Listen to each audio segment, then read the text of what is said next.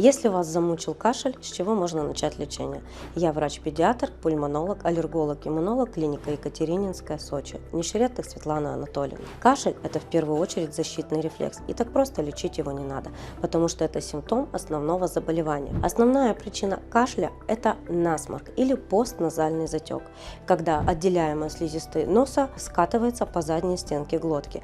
В этом случае кашель может быть навязчивый, может быть даже приступами, а иногда заканчиваться рвотой. Второй вид кашля у нас может быть при фарингите. Например, когда сильно першит горло или болит горло. В этом случае достаточно будет просто попить воды, успокоиться, увлажнить дома воздух, если он был сухой, и можно рассасывать какие-то леденцы. Третья причина кашля, которая может быть, это инородное тело. Инородное тело, как правило, требует немедленной экстренной медицинской помощи. Инородное тело никогда ни с чем не перепутаешь. Во время еды или питья происходит глубокий вдох, после чего происходят сильные кашлевые толчки и, возможно, даже с потерей сознания. Четвертая частая причина кашля – это проблемы с желудком, так называемый гастроэзофагиальный рефлюкс, когда содержимое желудка во сне может забрасываться до ротовой полости.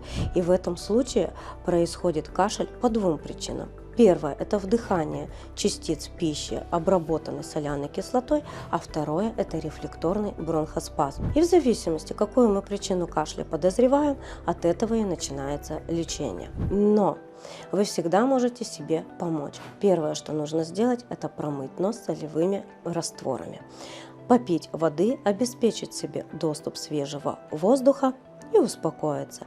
Если кашель вас сильно мучает, нужно немедленно обратиться к врачу.